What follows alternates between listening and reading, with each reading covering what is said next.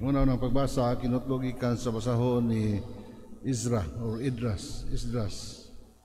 Kanang panahon kini sa gahapon ato na nadungog nga King Cyrus the Great sa Persia, the first king of the Persian Empire, nga mooy gitawag sa mga Hudiyo nga Cyrus the Messiah. Tungod kay siya ang gipala sa Dios aron pagluwas kanila gikan diha sa Babylonia captivity, the exile.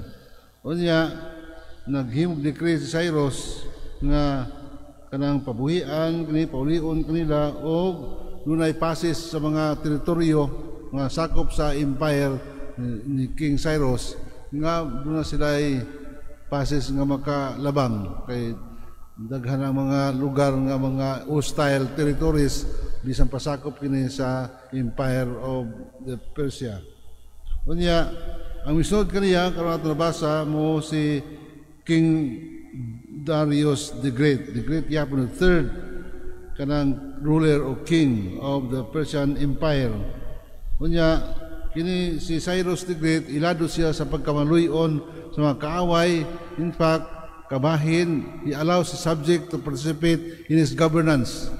Muna ang strength ni Cyrus the Great.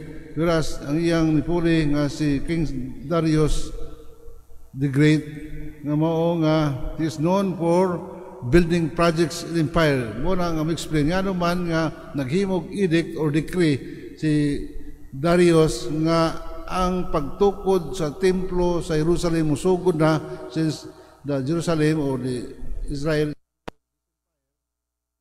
part of Jesus family. Diya pa kita kapamilya sa Ginoo. Namati man kita pero usahay di man ta mabuhat sa atong nabati. Nakat-on kita, nakasabot kita, pero ang challenge kanato mao nga di kita mabuhat. Pabilin kita sa atong kabuton unsa ang desire nato sumala sa atong kabuton mo atong gituman. Kanunay kita magsimba, pero ang kulang nini ang pagtuman sa mga pulong sa Dios. Ang Ginoo nagawhag kanato nga mahimo kitang iyang kapamilya. Kay ang kapamilya dili kun by blood, kundi ang namati o magtuman sa pulong sa Dios.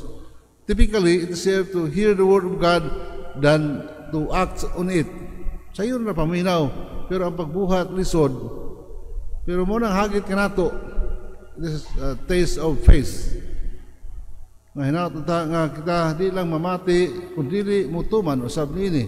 Muna ang hagit kanato, musimba kita, nga kita usab makita sa atong pagkamampuon ang bunga niini diha sa pagkamanggatagon, pagkamaluyon. Mas maay pa ni si Cyrus the Great o Darius the Great tungod kay di man niya kapamilya ni mga Hudiyo, pero doon siya puso para kanila tungod kay mo ni ang pulong sa Dios. Isugo sila aron muluwas sa katawhan sa Israel gikan dito sa Babylonia exile, og sila namati og mituman niini. Dili kapamilya pero namati og mituman sa pulong sugo sa Dios kanila.